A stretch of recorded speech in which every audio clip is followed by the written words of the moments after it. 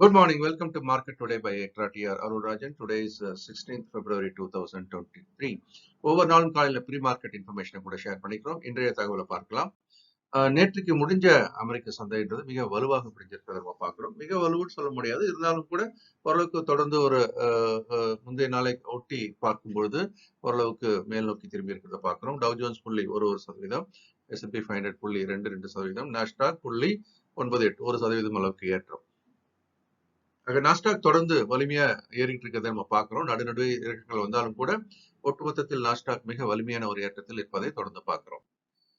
அதை ஒட்டி இன்று காலையில் துவங்கக்கூடிய பெரும்பான்மையான ஆசிய சந்தைகள் எல்லாமே ஏறி துவங்கி தற்போது ஏறிய வியாபாரமாகிறது. குறிப்பாக ஜப்பானோட நிக்காய், ஹாங்காங்கோட ஹாங்சாங், காஸ்பி, சவுத் கொரியா சந்தையினுடைய இண்டெக்ஸ், அப்புறம் சீனாவுடைய ஷாங்காய், தாய்வான் எல்லாமே ஓரளவுக்கு தற்போது ஏற்றத்துடன் துவங்கி ஏற்றத்தில் வியாபாரமாகி வருகிறது. நம்முடைய நிப்டி எப்படி வியாபாரமாகலாம் அப்படின்னு பார்க்கும்போது HGX நிப்டி சிங்கப்பூர்ல வியாபாரம் கூடிய நம்ம நிப்டி தற்போது கிட்டத்தட்ட 80-90 புள்ளிகள் அளவுக்கு ஏற்றத்துடன் துவங்கி வியாபாரமாகி வருவதை பார்க்கிறோம். குறிப்பாக நேத்திக்கு அப்படின்னு கூட நம்ம சொல்லும்போது ஒரு கேப் டவுன் வாங்கும்போது அது வந்து ஒரு ரீபவுண்ட் ஆகக்கூடிய ஏரியால அது விழுது அப்படின்றதே நேத்திக்கு நம்ம சொல்லியிருந்தோம். அதே மாதிரி அங்க விழுந்து மேல் நோக்கி வேகமாக ஏறியதையும் பார்க்கிறோம். இன்னைக்கு அதே மாதிரி மேல வரும்போது செல் பண்ற ஏரியா கிட்ட வருவதற்கான வாய்ப்பு நிறைய இருக்கு. அதனால கவனத்துடன் செயல்பட வேண்டும். ஏனென்றால் இப்போதைக்கு வந்து ஒரு ரேஞ்சோட மேல் பகுதியை நோக்கி அது வந்திருக்குது. ஸோ இந்த இடத்துல அது சஸ்டைன் ஆகுமா இல்லை அது உடைக்குமா அப்படின்ற ஒரு கேள்விக்குறிதான். அதனால தூக்கத்தில் லாபத்தை வெளியெடுப்பது என்பது நல்லது. அடுத்து நிப்டியோட ரேஞ்ச் அப்படின்னு நம்ம பார்த்தோம்னா நம்ம 17,450 கீழே சப்போர்ட் லெவலில் வச்சிருக்கோம். மேலே 18,100. இப்போ இன்னைக்கு அந்த 18,100 தான் டெஸ்ட் பண்ண போகுது. இப்போ 18,100 அது ஒரு வேளை உடைத்தால் அடுத்து 18,250 என்பது மிக முக்கியமான நிலையா பார்க்கலாம். இன்னைக்கு 18,100 உடைக்குதா இல்லை அங்கிருந்து கீழ் நோக்கி திரும்புதா அப்படின்றத நம்ம பார்க்கலாம். முக்கியமான தினமாகவும் பார்க்கணும். ஏன்னா வீக்லி எக்ஸ்பைரி தினம் அல்லவா. அடுத்து நிப்டி பேங்க் அப்படின்னு எடுத்துக்கிட்டீங்கன்னா அதனுடைய முக்கியமான எல்லைகள் அப்படின்னு பாத்தீங்கன்னாலும் கீழே சப்போர்ட் 39,000 வச்சிருக்கோம், மேல ரெசிஸ்டன்ஸ் 42,400. இப்போ இந்த மேல் எல்லையை நோக்கி தற்போது அருகாமையில் வந்து கொண்டிருப்பதையும் பார்த்து கொண்டிருக்கிறோம். மேக்ரோ எக்கனாமிக்கல் ஃபேக்டர்ஸ் அப்படின்னு பார்க்கும்போது யூஎஸோட 10-year பாண்ட் ஈல்டு 3.78 கொஞ்சமா ஏறி இருக்கிறது நம்ம டாலர் இண்டெக்ஸ் அப்படின்றதும் 103.63 அதுவும் கொஞ்சம் மார்ஜினலி அப். பிரண்ட் குரூடும் அந்த $85 ரேஞ்சில தான் இருக்கு. இப்போ 85.79 ஒரு மார்ஜினலி அப். பொதுவாக இது வந்து கூடுவது என்பது சந்தைக்கு உகந்தது அல்ல. கோல்டோட விலை ஆனால் படிப்படியாக இறங்க ஆரம்பிக்கிறது நம்ம பார்க்குறோம். கிட்டத்தட்ட பார்த்தீங்க அப்படின்னா கடந்த ஒரு 2 வார காலத்தில் 1944 1840 $100 வீழ்ச்சி அடைந்திருக்கிறது நம்ம பார்க்குறோம்.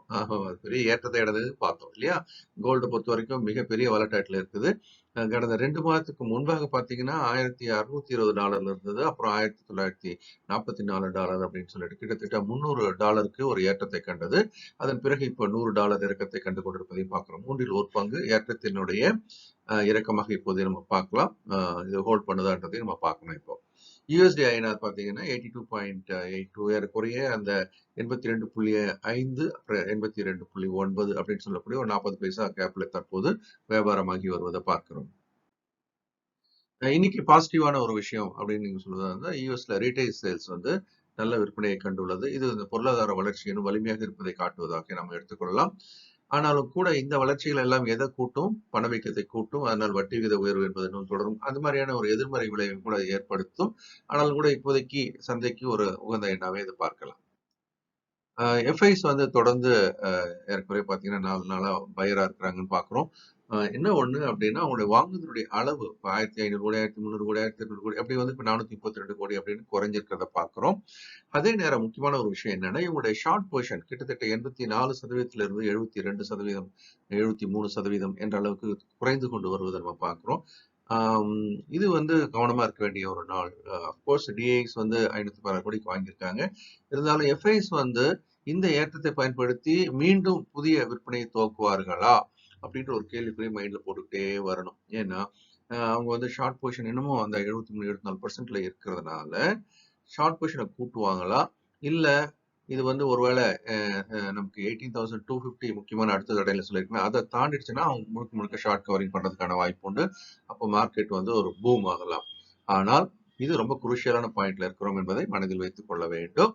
இன்னைக்கு இன்னைக்கும் நாளைக்கும் இந்த மேல் எல்லை அப்படின்ற உடைக்கப்படுமா, இல்ல எங்கேருந்து கீழ் நோக்கி திரும்புமா அப்படின்றத நம்ம பார்க்க வேண்டியிருக்கு. ஒவ்வொரு நாளும் 11 மணிக்கு extra TV Tamil channel futures நிஃப்டியை லைவ் அனலைஸ் பண்றோம். தினம் நிறைய வாய்ப்புகள் அடையாளம் காணப்படுகிறது. அதையும் பயன்படுத்திக் கொள்ளலாம்.